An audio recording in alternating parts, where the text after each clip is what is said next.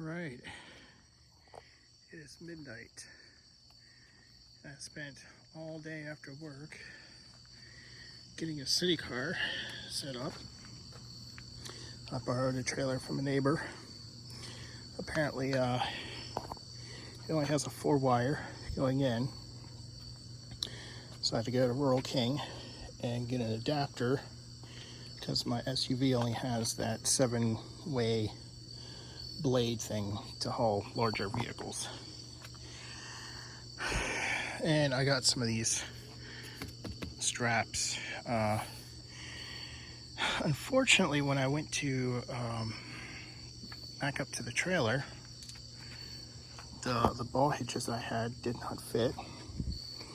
Then I came back with my car, and I thought both of mine were too big for this as well, but then I tried the last one, and it worked. So the car is fairly light. There's maybe 1,000 pounds here. 500 pounds of lithium batteries were, not lithium, lead acid batteries are no longer in the car. I replaced them with lithium. A lot of stuff came out of that car, including a very heavy charge controller when I got it. So this vehicle can haul that. I have a RV over 1,000 pounds I hauled with it before. Yeah, mainly just trying to get the straps. I don't have the windows in, so I covered it with tarp. My big concern is that this tarp is going to balloon up with air, and if that's the case, I'll have to pull over and take it off. Oh, the trailer. The guy brought some bulbs out to replace them, but when I hooked up to my vehicle, they weren't working at all. I think the 4-pin connector's just a little too corroded. Luckily, I had these magnetic taillight things that I had when I picked up the A-liner camper. It was like a pop-up in a way, and it didn't have any of that stuff. So I bought those just in case, and I did need them then, and I do need them now. The car is on, it was low. I hadn't been charging it. It was like 50%. So it's charging. It's probably going to still be charging by the time I wake up. There's just a level 2 charger.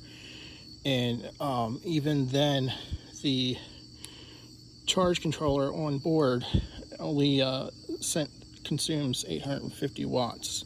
So when you're talking about a 10 kilowatt battery pack and it's only at 50%, you're talking at least 5 hours, 6 or 7 maybe. So dew has started to condensate all over the vehicle, which I wasn't too happy about. So hopefully the tarp does help a little bit with that. I did close this window. I closed the window up there. One of the things I also had to do is fill up all the tires with pressure. Even my tires needed some air pressure, but the one on the left wasn't even giving me a reading, and I had to pump it up to 50 psi. This one was just down to like 40 psi, so I put that up to 50 as well. Yeah, so right now there's my main concern here, is hoping I have the weight distribution pretty even to make sure there's enough tongue weight to keep it from bouncing up and down or coming off. I did crisscross the trains like you're supposed to do. But you can see like the battery compartment is like the back of the battery compartment is there, so that's where all the weight used to be. I'm not sure how much the axle is weighing in relation to the entire vehicle, but the lithium batteries are heavy. It's just they're about 1/3 of the weight of the lead acid, I believe. So yeah, I got me some camo cover so nobody knows what I'm hauling. A car carrying a car, and this is a hybrid, by the way. This is a 2010 Honda Insight. So my SUV would only get about 10 miles per gallon. This guy, and that's when he's hauling. I think normally he gets 13. This guy normally gets like 50 to 60, and when hauling the RV, I'll get like 30. But I can't really, I'm too afraid to go above like 50. So I'll be taking the back roads up. It's a 70-mile trip. And yeah, so here's my charge controller going up to the house. And I might be in the parade if somebody doesn't show up. So we'll see how that works as well. Oh yeah, the guy told me I should load the front end before driving a vehicle up on here, because he said it will tip. So I had some jack stands on the back, and I didn't have to worry about it tipping when I drove up.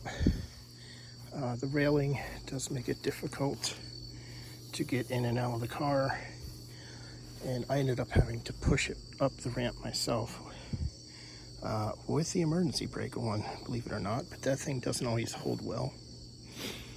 It's going to be fun getting it off.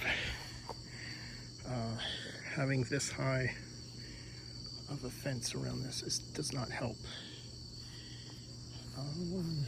Yeah, so I'm tired. I'm going to get some sleep. It's going to be a long day. I'm debating if I should bring Teddy or not, because he is pretty much a part of me. And I don't know how comfortable I'll be without him, because there's so many people to deal with. And I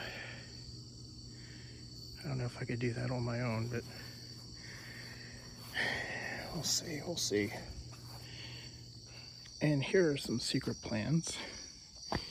I did not realize how big these panels were, or how much they would weigh. It's 1,000 pounds. And they're about twice the size of my 100-watt panels.